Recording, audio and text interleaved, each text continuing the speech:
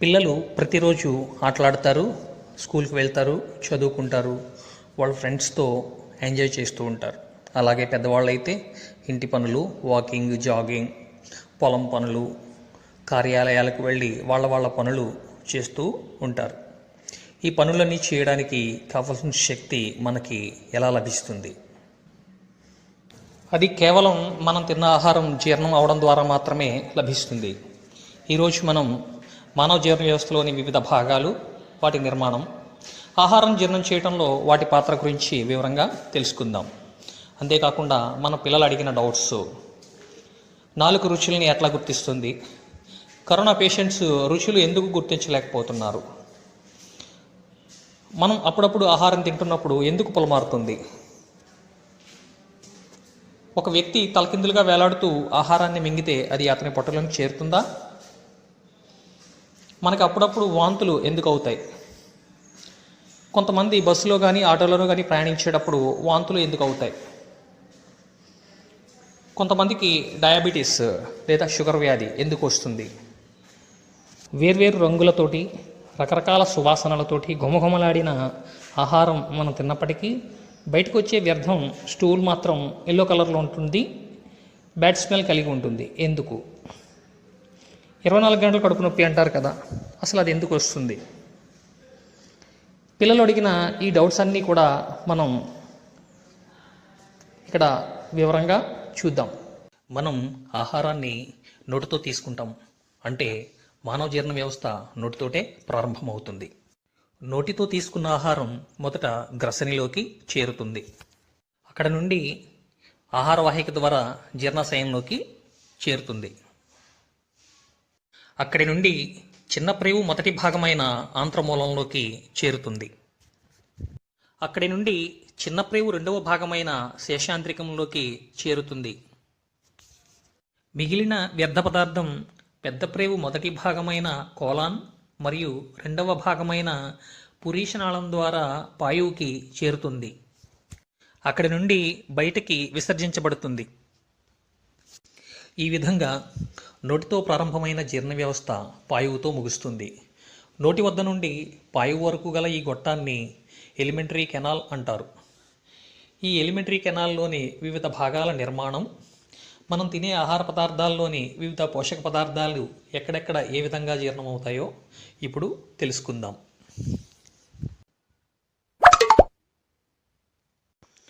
మనం పలు రకాలైన ఆహార పదార్థాలు తింటూ ఉంటాం. మనం తినే ఆహారంలో ముఖ్యంగా కార్బోహైడ్రేట్స్, లిపిడ్స్, ప్రోటీన్స్ అధిక పరిమాణంలో ఉంటాయి. విటమిన్స్ అండ్ మినరల్స్ చాలా స్వల్ప పరిమాణంలో ఉంటాయి. మనం పనులు చేసుకోవడానికి కావాల్సిన శక్తి కార్బోహైడ్రేట్స్ నుంచి లభిస్తుంది. జీవక్రియల నిర్వహణకు, శరీర భాగాల నిర్మాణానికి, పెరుగుదలకి లిపిడ్స్ అండ్ ప్రోటీన్స్ సహకరిస్తాయి. విటమిన్స్ అండ్ మినరల్స్ అనేవి మన శరీరాన్ని ఆరోగ్యంగా ఉంచుతాయి. ఆహారాన్ని నోటితో తింటాం. నోటిలో ఆహారాన్ని నమలటానికి ఏవి సహకరిస్తాయి అని అడిగితే చాలామంది దంతాలు అని చెప్తారు. దంతాలు మాత్రమే కాదు, నాలుక కూడా మనకి నమలడానికి ఎంతో సహకరిస్తుంది. ఆహారాన్ని దంతాలతో నమిలేటప్పుడు నాలుక చాలా చాకచక్యంగా ఆహారాన్ని పళ్ళ కిందకు తోస్తుంది. అది మాత్రమే కాదు, మనకి ఇష్టమైన ఆహార పదార్థాలని తిన్నప్పుడు నాలుక ఆ రుచులను ఎంతగానో ఆస్వాదిస్తుంది. రుచులను గుర్తించడానికి నాలుక మీద రుచిమొగ్గలు అనే ప్రత్యేకమైన నిర్మాణాలు ఉంటాయి. ఇవి మన తిన్న ఆహారంలోని తీపి, ఉప్పు, పులుపు, చేదు ఈ రుచులను గుర్తిస్తాయి.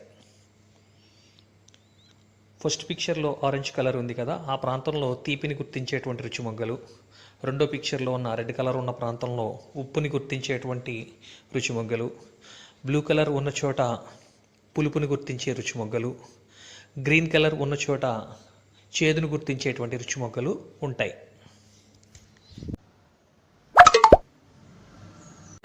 మానవుని ముక్కు నిర్మాణం ఒక 3 స్టైర్ బిల్డింగ్ని పోలి ఉంటుంది.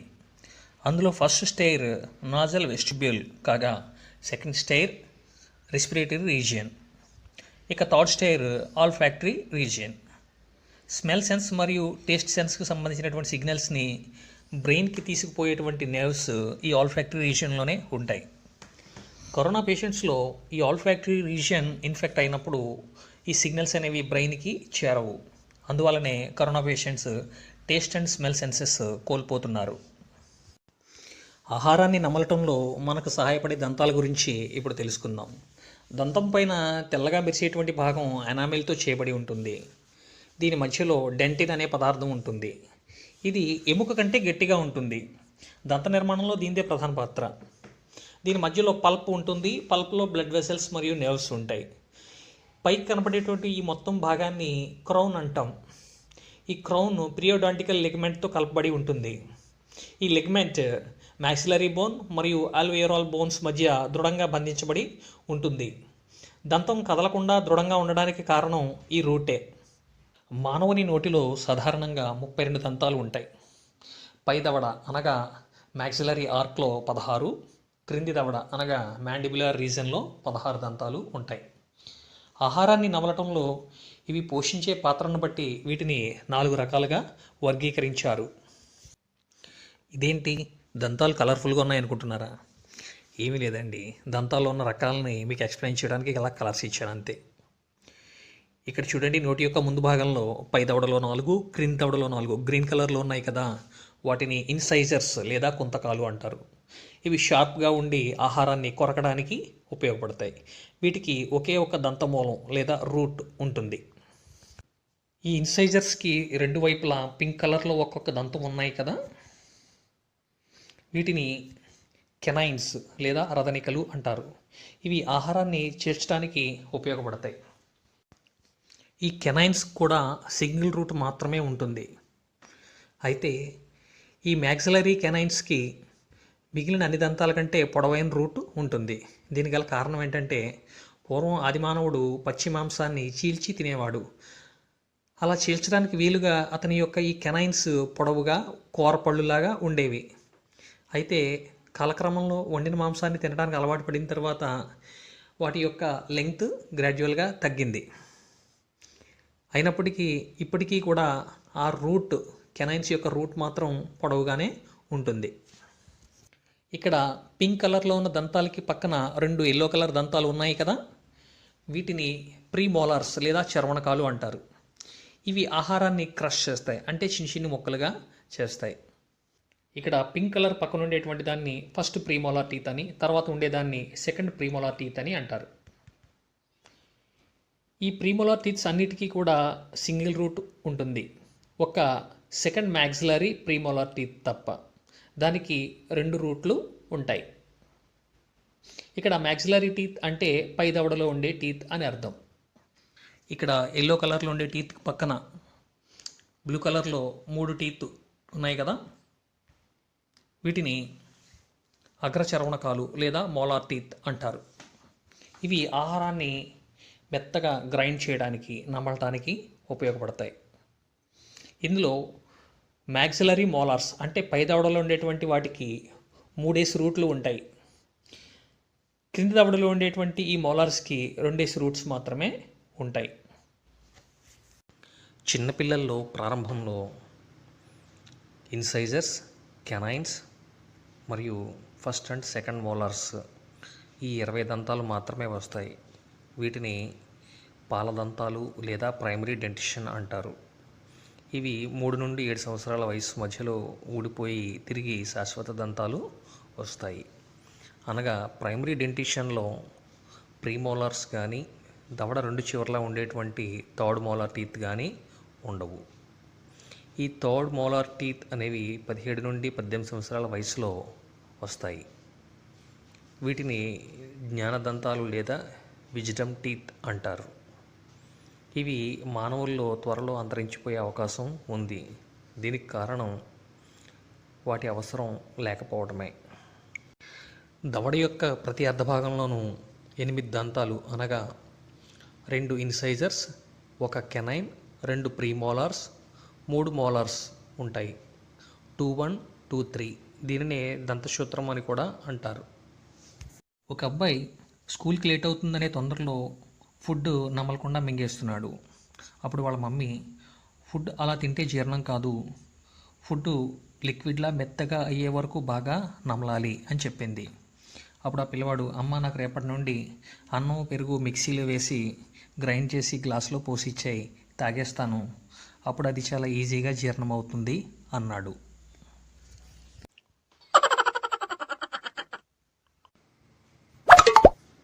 ఆహారం జీర్ణం అవడం అంటే మెత్తగా లిక్విడ్లా అవ్వడం కాదు.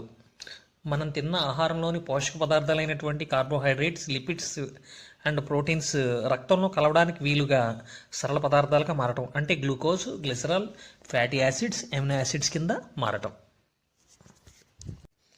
మనం నోటిలో ఆహారాన్ని నమిలేటప్పుడు దానికి లాలాజలం కలుస్తుంది. ఈ లాలాజలంలో టైలిన్ అనే ఒక ఎంజైమ్ ఉంటుంది. ఇది మనం తిన్న ఆహారంలోని కార్బోహైడ్రేట్స్ని మాల్టోస్ షుగర్స్ కింద మారుస్తుంది. అంటే జీర్ణక్రియ నోటిలోనే ప్రారంభమవుతుంది. మానవుని లాలాజలంలో టైలిన్తో పాటు లైసోజైమ్ అనే ఒక యాంటీ బ్యాక్టీరియల్ పదార్థం ఉంటుంది. ఇది పెయిన్ కిల్లర్లా కూడా పనిచేస్తుంది. ఆహారంతో పాటు లోపలికి ప్రవేశించిన బ్యాక్టీరియాని నశింపజేస్తుంది. ఈ కారణంగానే శరీరంలో మిగిలిన భాగాలలో ఏర్పడిన గాయాల కంటే నోటిలో ఏర్పడినటువంటి గాయాలు తొందరగా నయమవుతాయి, చీంపట్టవు. కొన్ని రకాల జంతువుల్లో అయితే ఎన్జిఎఫ్ అనే మరొక పదార్థం ఉంటుంది. అందుకే చాలా జంతువులు తమకు తగిలిన గాయాలను నాలుకతో నాకి శుభ్రం చేసుకుంటూ నయం చేసుకుంటాయి. ఎలుకల లాలాజలం అయితే మరీ ప్రత్యేకమైనది. ఇది మార్ఫిన్ కంటే 6 రెట్లు పవర్ఫుల్. మీకు మార్ఫిన్ అంటే తెలుసు కదా, ఆపరేషన్ చేసినప్పుడు నొప్పి తగలకుండా పెయిన్ కిల్లర్ ఇస్తారు కదా, అది. అందుకే ఎలుక కరుస్తున్నప్పుడు నొప్పి తెలియదు. మీకు గుర్తుందా, వైజాగ్ కేజీహెచ్ హాస్పిటల్లో ఒక బేబీని ఎలుకలు కొరికి తినేసాయని. ఆ సమయంలో చాలామందికి డౌట్ వచ్చింది, ఎలుక కరుస్తున్నప్పుడు బేబీ ఎందుకు ఏడ్చి ఉండదు అని. దానికి కారణం ఇదే. ఇంతటి విశిష్ట లక్షణాలు ఉన్న లాలాజలం నోటిలో 3 జతల లాలాజల గ్రంథుల ద్వారా రోజుకి 1.5 లీటర్ స్రవించబడుతుంది. వీటిలో అతిపెద్దవి పెరోటిడ్ సలైవరీ గ్లాండ్స్. ఇవి చెవి ముందు భాగంలో ఉంటాయి. ఇవి స్రవించిన లాలాజలం ఒక డక్ట్ ద్వారా సెకండ్ మ్యాక్సిలరీ మోలార్ దగ్గర రిలీజ్ అవుతుంది. మిగిలిన 2 mandibular salivary glands and sublingual salivary glands అనేవి నాలుక క్రింది దవడ భాగంలో ఉంటాయి. లాలాజలం కారణంగా నోటిలో ఆహారాన్ని నమిలినప్పుడు అది క్షారయుతంగా మారుతుంది. ఈ విధంగా నోటిలో మెత్తగా నమలబడిన ఆహారాన్ని బోలస్ అంటారు.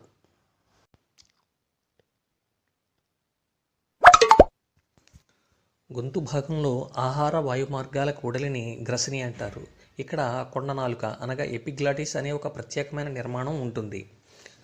మనం ఏదైనా ఆహారాన్ని మింగాలి అంటే నోటిలో 20 కండరాలు సమన్వయంతో పనిచేయాలి. ఆహారాన్ని మింగేటప్పుడు ఈ ఎపిగ్లాటిస్ వాయునాళం అనగా ట్రాకియాను పూర్తిగా మోస్తుంది. ఒక్కొక్కసారి మనం ఏదైనా ఆలోచిస్తూ తింటున్నప్పుడు ఈ ఎపిగ్లాటిస్ వాయునాళాన్ని పూర్తిగా మోయదు. అప్పుడు కొంత ఆహారం వాయునాళంలోకి ప్రవేశిస్తుంది. అప్పుడు 2 ఊపిరితిత్తులు ఒక్కసారిగా సంకోచించి వాయునాళంలోకి ప్రవేశించిన ఆహారాన్ని బయటికి వేగంగా నెట్టివేస్తుంది. దీన్నే పొలమారటం అంటారు. గాలిని పీల్చుకునేటప్పుడు ఎపిగ్లాటిస్ ట్రాకియాని మోయదు. తద్వారా గాలి ట్రాకియా ద్వారా ఊపిరితిత్తులకు చేరుతుంది. కానీ ఆహారాన్ని మింగేటప్పుడు ఎపిగ్లాటిస్ ట్రాకియాని పూర్తిగా మూస్తుంది.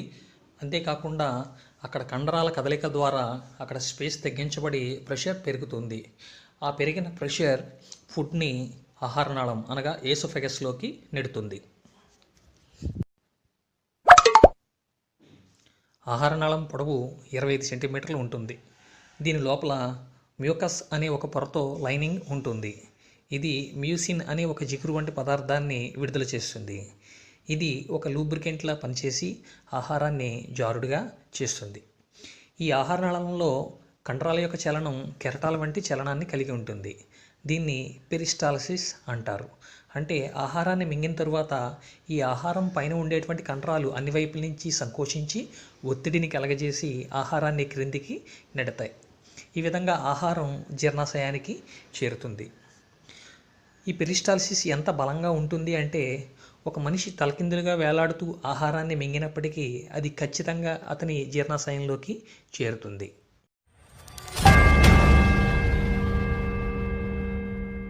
ఎలిమెంటరీ కెనాల్లో అత్యంత వెడల్పైన భాగం జీర్ణాశయం. జీర్ణాశయం ప్రవేశ ద్వారం వద్ద ఏసోఫేగల్ స్పింక్టర్ అనే ఒక కవాటం ఉంటుంది.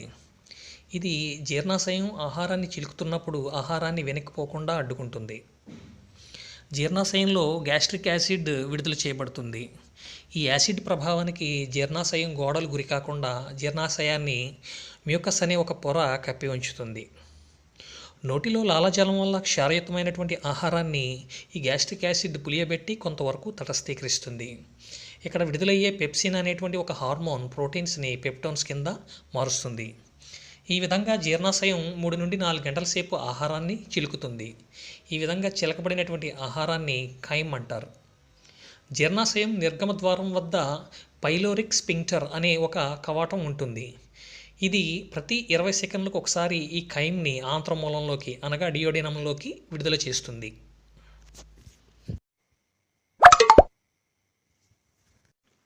మనం తిన్న ఆహారం జీర్ణం కానప్పుడు, ఏదైనా కలుషిత ఆహారం తిన్నప్పుడు మెదడు నుండి ఏసోఫేగల్ స్పింక్టర్కి ఒక సంకేతం అందుతుంది. అప్పుడు అది తెరిచి ఉంటుంది. జీర్ణాశయం సంకోచించి ఏసోఫేగస్ ద్వారా రివర్స్ పెరిస్టాల్సిస్ అనే చలనం ద్వారా ఆహారం బయటికి నెట్టివేయబడుతుంది. దీనినే వామిట్ అంటారు. శరీరంలో అతిపెద్ద గ్రంథి కాలేయం అంటే లివర్. ఇది పైచరసాన్ని స్రవిస్తుంది. ఈ పైచరసంలో బైల్ రూబిన్, బైల్ వడిన్ అనే 2 వర్ణకాలు ఉంటాయి. ఇది మనం తిన్న ఆహారంలోని కొవ్వు పదార్థాలని అనగా లిపిడ్స్ని చిలుకుతుంది. ఈ పైచరసం గాల్ బ్లాడర్ అనే చిన్న సంచిలో నిల్వ చేయబడుతుంది. ఆహారం జీర్ణాశయం నుండి డియోడినంలోకి ప్రవేశించినప్పుడు ఈ పైచరసం పైరోలిక్ కెనాల్ ద్వారా చేరి ఆహారంలో కొద్ది కొద్దిగా కలుస్తుంది. ఇది కలవడం వల్లనే ఆహారం ఎల్లో కలర్లోకి మారుతుంది. జీర్ణాశయం కింద ఒక ఆకు ఆకారంలో ఉన్న ఒక ప్రత్యేకమైన నిర్మాణం ఉంటుంది. దీన్ని క్లోమం లేదా ప్యాంక్రియాస్ అంటారు. ఇందులో ఉండేటువంటి బీటా సెల్స్ అనే ప్రత్యేకమైన నిర్మాణాలు ఇన్సులిన్ని ఉత్పత్తి చేస్తాయి. ఆహారం జీర్ణాశయం నుండి డియోడినంలోకి ప్రవేశించినప్పుడు ఈ ప్యాంక్రియాటిక్ ఎంజైమ్స్ ఆహారంతో కలుస్తాయి. కార్బోహైడ్రేట్స్ పూర్తిగా జీర్ణమైనప్పుడు గ్లూకోజ్ కింద మారుతాయి. ఈ గ్లూకోజ్ రక్తంలోకి చేరుతుంది. ఇన్సులిన్ సమక్షంలో ఈ రక్తంలోని గ్లూకోజ్ శరీరంలోని అన్ని కణాలలోనికి జొప్పించబడి అక్కడ సెల్యులర్ రెస్పిరేషన్ జరిగి శక్తి విడుదలవుతుంది. అయితే కొంతమందిలో కొన్ని కారణాల వల్ల ఇన్సులిన్ సరిగా ఉత్పత్తి కాదు. అందువల్ల రక్తంలోని గ్లూకోజ్ శరీరంలోని కణాలలోనికి జొప్పించబడదు, రక్తంలోనే ఉండిపోతుంది. అందువల్ల రక్తంలో గ్లూకోజ్ లెవెల్స్ పెరుగుతాయి. దీన్నే డయాబెటీస్ అంటారు.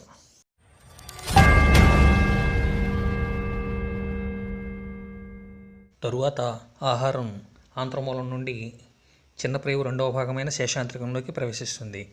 ఈ చిన్న ప్రేవు పొడవు సుమారు 7.5 మీటర్లు అనగా 25 అడుగులు ఉంటుంది. దీని మందం 1 అంగుళం మాత్రమే ఉంటుంది.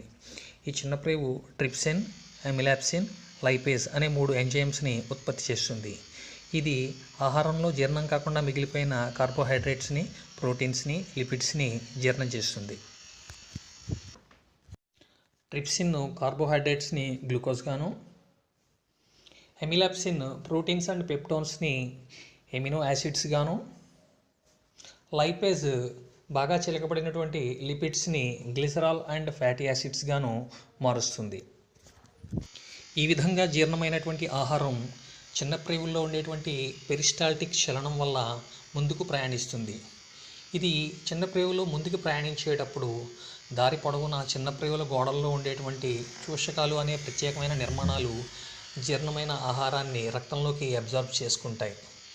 దీన్నే శోషణం అంటారు. చిన్న ప్రేవులు గ్యాస్ట్రిక్ ఇన్హిబిటరీ పెప్టైడ్ అనే ఒక ప్రత్యేకమైన ఎంజైమ్ని ఉత్పత్తి చేస్తుంది. ఇది పెరిస్టాల్టిక్ చలనం యొక్క వేగాన్ని నెమ్మదింపజేస్తుంది. దీనివల్ల కలిగే ప్రయోజనం ఏమిటంటే లిపిడ్స్ జీర్ణమవడానికి తగినంత సమయం దొరుకుతుంది. ఈ విధంగా జీర్ణమైన ఆహారం మొత్తం శోషణం చేసుకోగా మిగిలినటువంటి వ్యర్థ పదార్థము, నీరు, లవణాలు పెద్ద ప్రేవు మొదటి భాగమైన కోలాన్లోకి చేరతాయి. ఇక్కడ ఆ మిగిలిన వ్యర్థ పదార్థంలోని నీరు మరియు లవణాలను పెద్ద ప్రేవు పీల్చుకుంటుంది. ఆ మిగిలినటువంటి వ్యర్థ పదార్థాన్ని స్టూల్ లేదా మలము అంటారు. ఇది పురీషణం ద్వారా పాయువుకి చేరుతుంది, అక్కడ నుండి విసర్జించబడుతుంది. మానవ జీర్ణ వ్యవస్థలో చిన్న ప్రేవు పెద్ద ప్రేవు కలిసే చోట బఠానీ గింజ సైజులో ఒక వేస్ట్ పార్ట్, యూజ్లెస్ పార్ట్ ఉంటుంది. దీన్నే అపెండిక్స్ లేదా ఉండుకము అంటారు. పెద్ద ప్రేవులో పెరిస్టాల్టిక్ మూమెంట్లో ఏదైనా ఇబ్బంది కలిగినప్పుడు ఆ వ్యర్థ పదార్థం ఈ ఉండుకంలోకి చేరి ఉండుకం ఉబ్బుతుంది. అప్పుడు నొప్పి వస్తుంది. దీన్నే 24 గంటల కడుపు నొప్పి లేదా అపెండిసైటిస్ అంటారు. గుర్రము, గేదె వంటి గడ్డి తినే జంతువుల్లో ఇది కొంచెం పెద్ద పరిమాణంలో ఉండి సెల్యులోజ్ని జీర్ణం చేయడానికి ఉపయోగపడుతుంది.